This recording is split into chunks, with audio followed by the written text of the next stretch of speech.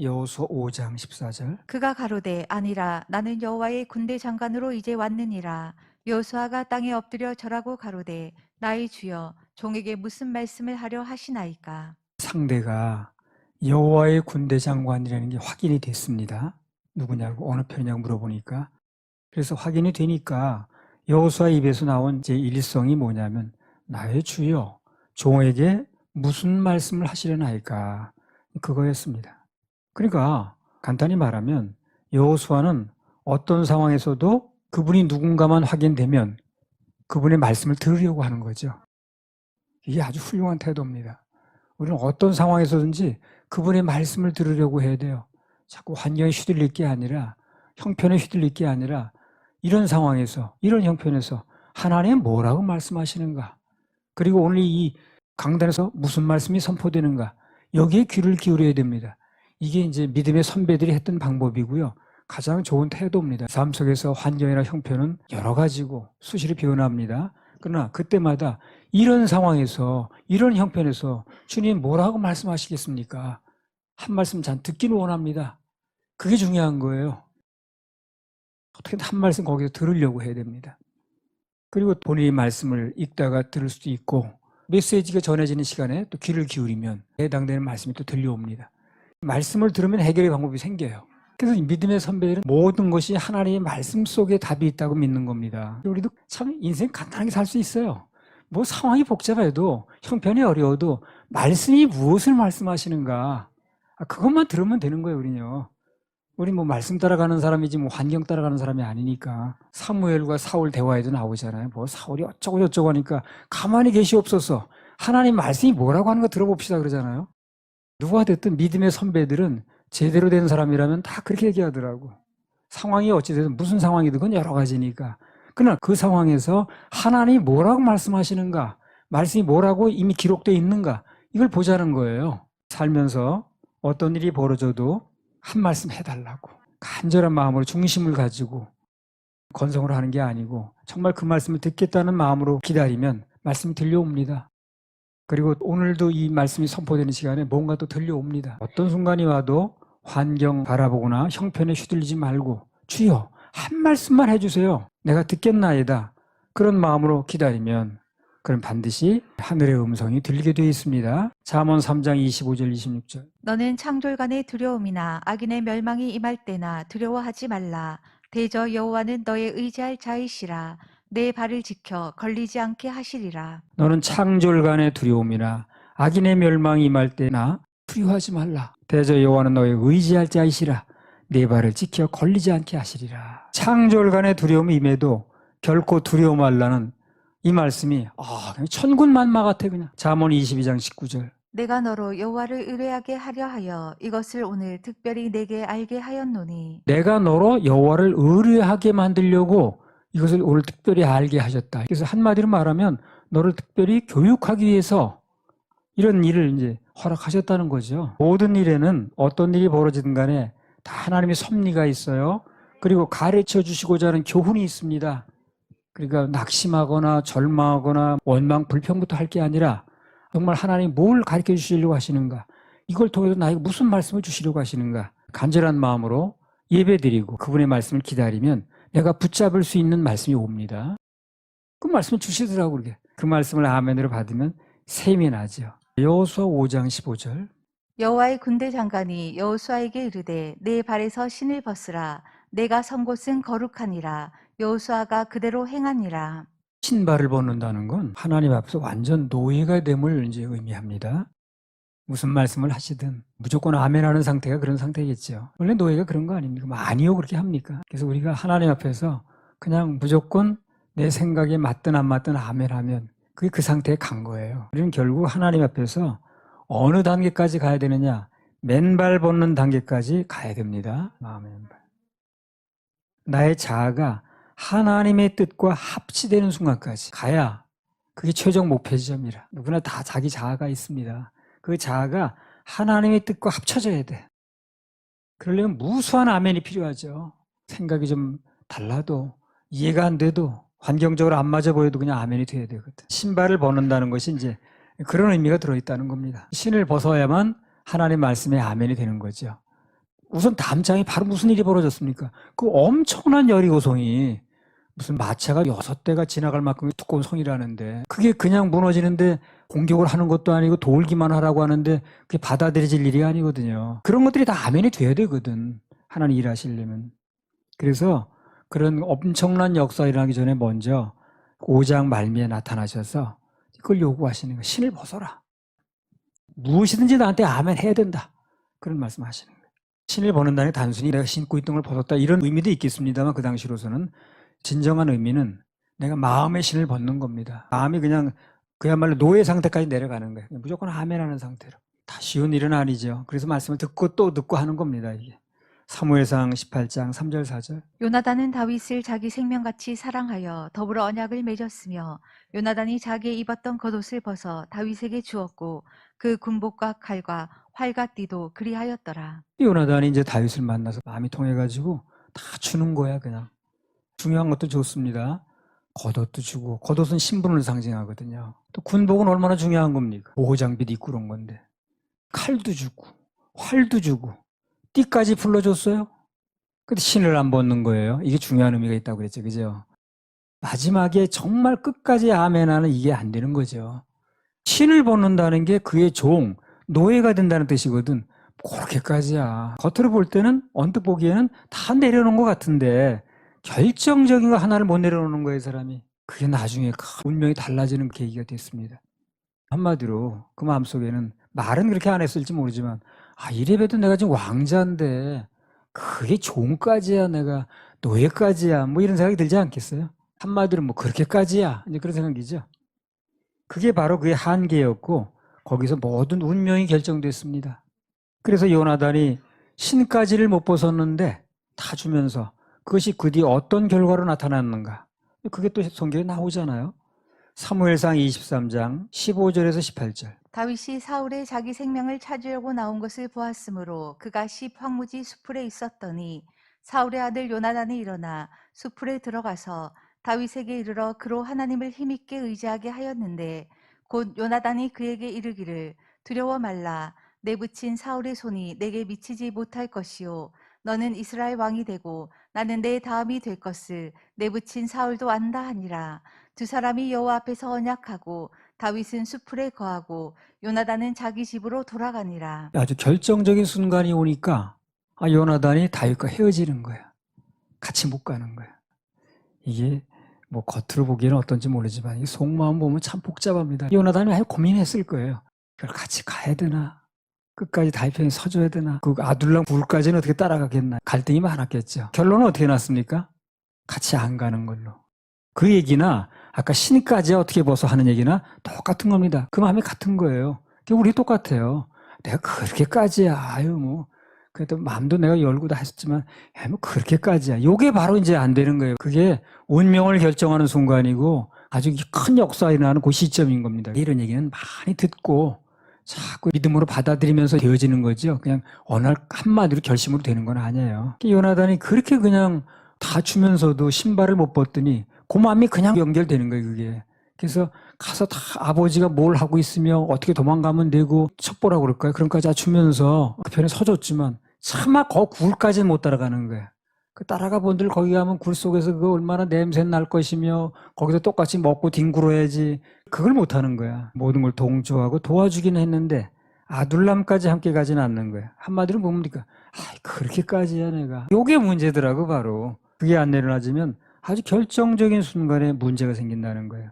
사무엘하 1장에 보세요. 다윗이 왕으로 주게 하는 그날에 요나단은 없었습니다. 이미 전장에서 고전날 죽었잖아요. 좋은 날을 같이 누리지 못하는 거예요. 뭐 때문에? 그렇게까지야 그것 때문에. 어떤 때 좀 시험거리가 오를 때도 있어요. 그때 이제 그런 마음이 들 겁니다. 슬그머니. 그렇게까지야. 그걸 넘어야 돼 바로. 그걸 넘어야 이제 진짜 대로가 뚫리는 거예요. 대부분 그거 못 넘어요 잘. 그걸 못 넘어서 하나님의 큰 역사가 기다리고 있음에도 불구하고 못 누리는 거죠. 요나단이 이제 마음은 같이 한 게 맞는데 하나는 왕궁으로 돌아가고 하나는 이제 아둘람 굴로 돌아가고 그 근본 원인이 그거야 아주. 딱 파고 들어가면 원인이 있거든 그게. 그렇게까지야 이제 요게 안 되는 거야. 그러나 이제 아둘람까지 같이 갔던 사람들 있잖아요. 그 사람들은 신발까지 벗은 사람들이거든. 그 뒤에 모든 즐거움에 같이 동참했고 같이 영광의 주인공들이 됐습니다. 그러니까 아둘람 굴에 갈 수밖에 없는 형편이 된 것도 어떻게 보면 복이야. 조금 그걸 면할 수 있는 환경이, 나를 미련 갖게 하는 환경이 그게 안 좋을 수도 있다고. 사실 전에 우리 전주에서 집회할 때 그 집회 끝났더니 그 목사님이 식사를 초청했어요. 끝나는 날 자기 집으로. 그래서 가서 이제 대접을 받았으면 먹고 나는데, 제가요, 목사님, 교인 30명만 있어도 거기 안 간다는 거야. 그러니까 그 교인 30명이 문제인 거예요, 바로. 그렇게까지야. 그게 바로 최종적으로 넘어야 될 산입니다. 그것만 넘으면 아주 그냥 대로가 열립니다. 마태복음 15장 25절에서 28절. 여자가 와서 예수께 절하며 가로되 주여 저를 도우소서. 대답하여 가라사대 자녀의 떡을 취하여 개들에게 던짐이 마땅치 아니하니라. 여자가 가로되 주여 올소이다마는 개들도 제 주인의 상에서 떨어지는 부스러기를 먹나이다 하니, 이에 예수께서 대답하여 가라사대 여자야 내 믿음이 크도다. 내 소원대로 되리라 하시니 그 시로부터 그의 딸이 나으니라. 자, 딸의 병을 고치겠다고 왔어요, 이 가나안 여인이. 그때까지 많은 과정을 거쳤겠죠.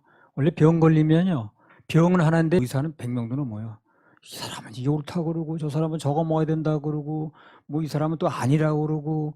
그러니까 여기까지 올 때는 엄청나게 많은 위원한테 시달려가지고 가진 거 다 탕진하고 성경에 나오잖아요. 그 마지막 희망을 걸고 온 겁니다, 여기. 그런데 예수님의 답변은 너무나 차가웠어요. 첫 번째 나온 말씀은 자녀의 떡을 취하여 개들에게 던지기 마땅치 않다. 그런 말씀 하시네. 너는 개니까 줄 수 없다. 그 말하고 똑같거든요. 생각이 중요한 그럴 때, 그렇게 그런 일이 벌어졌을 때 내 생각 관리가 중요하다고요. 우리 환경에도 그런 일이 벌어질 때 있거든요. 정말 나 이거 못 참겠다, 이 정도는. 그럴 때 내 생각 관리가 정말 중요한 겁니다. 만약 가나안 여인이 생각하길, 딸이 병 걸려서 내가 좀 약한 입장이긴 하지만, 아쉬운 입장이긴 하지만, 너는 개야, 이 소리까지 들어야 돼. 그렇게까지 해야 돼. 내가 이렇게 어렵고 답답한 입장이긴 맞지만, 근데 내가 이런 소리까지 들어야 돼. 그렇게까지 못하겠다. 생각 방향을 그렇게 잡았더라면 병 못 고쳤습니다. 주님 안에서의 모든 좋은 일은 그렇게까지야. 그걸 넘은 사람에게 일어나는 거예요. 요셉 보세요. 총리 대신이 되기 전에 무슨 일을 겪었나. 때 아닌 종살이 했지. 그리고 상 받을 일 했는데 분명히 옥살이 했지. 어떤 생각이 들겠어요, 이 사람이. 야, 이렇게까지야. 이런 생각이 들지 않았겠습니까? 그런데 거기서 바로 합격을 한 거예요. 이게 하나님의 인도하심이다. 하나님의 인도하심 속에 내 발걸음이 움직이는 거다. 그렇게 인정한 결과 합격이 됐죠. 당시 세계 최강대국의 총리 대신까지 된 겁니다. 그런 고비가 다 있어요. 병의 문제가 됐든 어떤 문제가 됐든 마찬가지입니다. 다 고비가 있어요. 그 고비를 넘어야 됩니다. 그 고비를 당했을 때 말 조심해야 되고 생각 관리 잘해야 되고. 한나 보세요. 그 남편이 첩 얻은 것도 기분 되게 나쁜 일인데 그 첩이 막 무시하고 그냥 오죽하면 울고 통곡을 그렇게 했겠어요. 마지막 희망을 걸고 하나님께 나갔는데 그 제사장이라는 사람이 앉아가지고 여자가 대낮부터 술 취해가지고 저런다는 둥 또 이렇게 나오는 거야. 모욕까지 당했죠. 그때 만약 한나가 내가 이렇게까지 모욕을 당하면서 내가 이렇게까지야 했더라면 그 뒤에 사무엘은 얻지도 못했고 그 여자의 좋은 일은 예비되어 있었지만 자기가 안 되는 거죠. 그렇게까지야 내가 이런 모욕을 당하면서까지 이랬으면 이제 안 되는 겁니다. 그게 다 복 받는 게 아니더라고. 주님은 복의 근원이라 준비하고 계신 건 맞는데 그걸 다 받는 게 아니더라는 거예요. 다 받는 것도 아니고 다 고침받는 것도 아니고 다 형편이 금방 좋아지는 것도 아니에요. 그렇게 받는 사람은 그만한 고비가 다 있었습니다. 룻 보세요. 시어머니 그거 얘기했잖아요. 그 남자하고 연결되려면 밤에 그 남자가 누워있으면 몰래 들어가서 그 이불 뒤치고 들어가라는 거예요. 다 목욕하고 잘하고. 그게 말이 쉽지 그게 쉬운 일이냐고. 그렇게까지야 그거. 고비가 다 있어요 이렇게. 설마 그렇게까지. 아마 그렇게까지 하면서 거절했더라면 보아서 연결은 안 됐죠. 예수님의 족보에는 올라가지도 못했습니다. 그러니까 그런 엄청난 일이 기다리고 있는데 문제는 그 앞에 마지막 순간이 있더라는 거예요. 그게 누구에게나 다. 그 룻 얘기를, 요셉 얘기를, 한나 얘기를 왜 써놨겠습니까? 그런 고비가 있다는 얘기 아니겠어요? 고비를 넘고 나니까 그렇게 좋은 일들이 기다리고 있는 거예요. 정말 상상 초월해. 누가 예수님 족보에 들어갈 거 상상이나 했겠어요? 애굽의 총리 대신이 될 거 상상이나 했겠습니까? 그렇게 사무엘은 선지자가 태어날 거 상상이나 했겠어요? 아들 하나 남은 다행이다 생각한 거지. 그런 엄청난 일이 상상 초월의 역사가 기다리고 있는데 그 마지막에 고비가 있는 거예요. 이렇게. 마리아는 또 어떻습니까? 처녀가 또 아이를 낳는다 그러니 이건 또 보통 일이야? 정원까지 해가지고 지금 결혼 임박해 있는데 남편이 오늘인지 내일인지 데려올라 기다리고 있는데 임신하라는 게 말이 되냐고 글쎄요. 그렇게까지야 그거. 나보고 좀 처녀고 아이를 낳으라고. 그렇게 했더라면 생각 방향을 그렇게 정했더라면 어땠습니까? 예수님을 잉태하는 그런 영광을 얻을 수가 없었겠죠. 한결같이 다 그렇게까지야. 그걸 넘어선 사람들이 영광의 주인공이 되더라는 겁니다. 다 고비가 있었어요. 근데 요나단 같은 경우 그걸 못 넘는 거예요 바로. 그렇게까지는 신발까지야. 내가 네 종까지야. 아둘람까지 이렇게 못한다는 얘기지. 그래서 운명이 더 바뀌는 거예요. 좋은 일이 기다리고 있었음에도 불구하고. 사실 신발을 벗을 때까지가 좀 어렵지요. 일단 벗고 나면 완전히 주님의 종이 되고 나면 오히려 너무 편합니다. 그분 인도하시는 대로 가면 되는 거야. 내가 주장할 것도 없고 머리 쓸 것도 없어. 그냥 그분이 인도하시는 대로 감동 주시는 대로 가면 되는 거예요. 그냥 하나님 안에서는 모든 걸 내가 하려니까 힘들고 복잡하지 주님의 처분만 바라보는 상태가 되면 오히려 편합니다. 그분이 시키는 대로 하면 돼요. 그냥 감동 주시는 대로 인도하시는 대로 가면 되니까 오히려 편합니다. 내가 알아서 하려고 그러면 복잡하지만. 그래서 고비를 넘을 때가 있는데 잘 넘으셔야 됩니다. 우리 교회적으로도 그렇고 또 개인적으로도 그렇고 가정적으로도 항상 고비가 있습니다. 그렇게까지 하는 고비가 있어요. 근데 그걸 넘은 사람들이 나중에 아주 상상도 못할 그 놀라운 축복의 주인공들이 되더라고. 그걸 이제 오늘 말씀에서 잘 기억하기 바랍니다. 여호수아 5장 13절에서 15절. 여호수아가 여리고에 가까웠을 때에 눈을 들어본즉 한 사람이 칼을 빼어 손에 들고 마주 섰는지라. 여호수아가 나아가서 그에게 묻되 너는 우리를 위하느냐 우리의 대적을 위하느냐.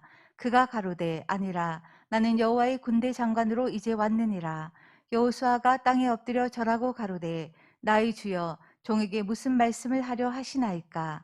여호와의 군대 장관이 여호수아에게 이르되 내 발에서 신을 벗으라. 내가 선 곳은 거룩하니라. 여호수아가 그대로 행하니라. 자, 그러면 6장에서 여리고성이 무너지는데 여리고성이 무너지기 직전에 왜 이 장면이 먼저 나왔는가? 왜 장면이 먼저 기록이 되느냐 하는 거죠. 그것은 여리고성이 무너진 사건보다 이게 훨씬 더 중요한 사건이에요. 그래서 그래요. 즉 여리고성을 무너뜨리기 전에 먼저 주님을 만나야 된다는 거죠. 그래서 모세도 출애굽이라는 그런 역사적인 사건이 있기 전에 먼저 떨기나무 불꽃 가운데서 하나님 비웠죠. 그렇죠. 주님부터 만나고 뭔가 일이 시작이 돼도 된다는 겁니다. 그러니까 우리는 먼저 주님부터 만나는 게 중요해요. 예외가 없으면 다 그렇습니다. 사사기 6장 11절 12절. 여호와의 사자가 아비에셀 사람 요아스에게 속한 오브라에 이르러 상수리 나무 아래 앉으니라. 마침 요아스의 아들 기드온이 미디안 사람에게 알리지 아니하려 하여 밀을 포도주 틀에서 타작하더니 여호와의 사자가 기드온에게 나타나 이르되 큰 용사여 여호와께서 너와 함께 계시도다. 여기 보면 기드온도 그렇습니다. 엄청난 승리를 나중에 거두었지만 그 전에 먼저 뭐가 있었어요? 주님부터 만나는 일이 있었어요. 그래서 주님부터 만나야 그 다음에 힘을 받는 거죠. 근데 그걸 우리가 간과해. 좀 가볍게 생각을 해요. 그냥 결과적으로 승리했네, 뭘 많이 탈취했네, 300명으로 몇만 명을 이겼네, 다윗이 골리앗을 이겼네, 그런 얘기를 하는데 그 전에 무엇이 있었냐는 거예요. 먼저 주님 만나는 일이 있었어요. 그래서 어떤 형태로든 말씀을 통해서 만나는 게 가장 좋고요. 또 어쨌든 간에 주님을 나름대로 만나는 그런 순간이 있어야 됩니다. 말씀을 통해 만나는 게 가장 안전하겠죠. 확실하고. 말씀이 확 믿어지고 내 거 되는 순간이 만나는 순간이거든요.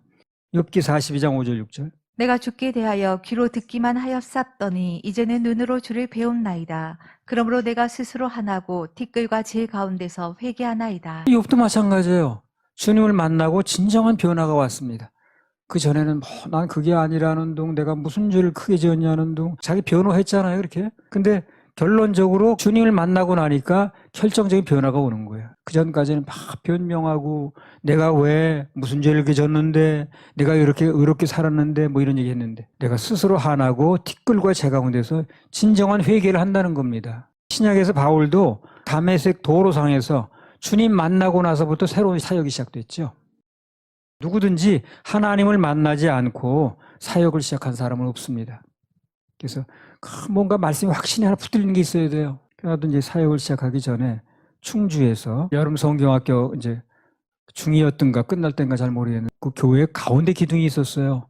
가운데 기둥이 이제 보기 싫다고 거울 걷다리 붙여놨거든요. 기둥을 이렇게 머리맡에 두고 이렇게 누워 있는데 주님이 찾아오셔가지고 손을 4번 잡아주시고 안수를 12번 해주시고 그리고 또 낭낭창창으로 음성 들려주시고 주님이 나에게 이렇게 사인을 주시고 만나주셨습니다. 주님께서 나를 안수하셨다는 게 성경에 나오더라고요. 난 실제로 그걸 경험한 거죠. 아무튼 그래서 오늘 여호와의 군대 장관을 만나는 순간 여호수아의 마음속에 이미 여리고는 무너졌습니다. 주님 만나는 순간 여리고가 아니에요.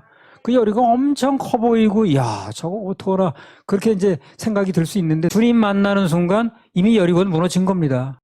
그러니까 주님 만나는 게 중요한 거예요. 여리고가 중요한 게 아니에요. 우리 그거 되게 크게 보이거든요. 야, 저 인생의 여리고성 저거 이러지도 못하고 저러지도 못하고 어쩌나 그렇게 마음이 들어갈 수 있는데 주님 만나면 그게 굉장히 작아 보이고 주님 커 보이거든요. 이미 여리고성은 문제가 아니야.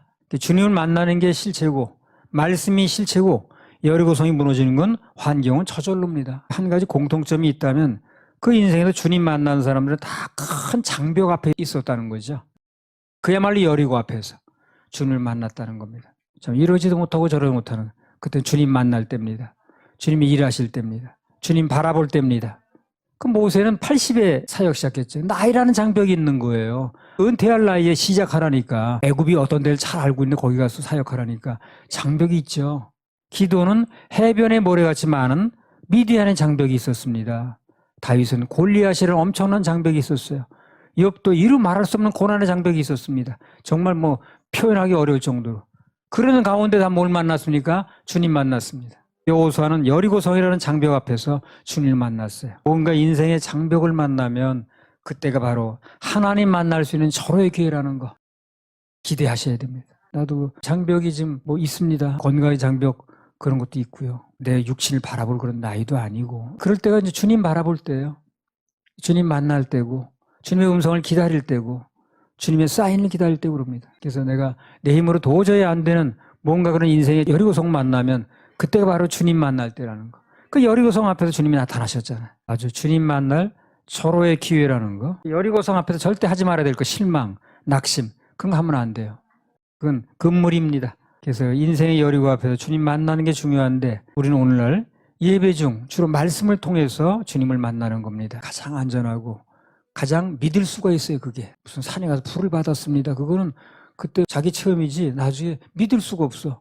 주장할 수가 없어. 그 불이 맨날 내려오는 것도 아니고 말씀을 통해서 이게 믿어지면 내가 주님 만나는 겁니다. 가장 강력하게 주님을 만나는 방법이에요. 가슴을 열고 뭔가 말씀을 들으면 해결의 메시지가 이제 들릴 겁니다. 중심을 다해서 찬양 올려도 눈물 속에서 주님 만나시고 기도 속에 주님의 음성이 들리기도 하고 그러죠. 임재 속에서 주님 만나시기도 하고요. 방법은 여러 가지가 있으니까 주님 만나길 사모하세요. 그러면 일단 주님 만나면 여리고성 무너집니다.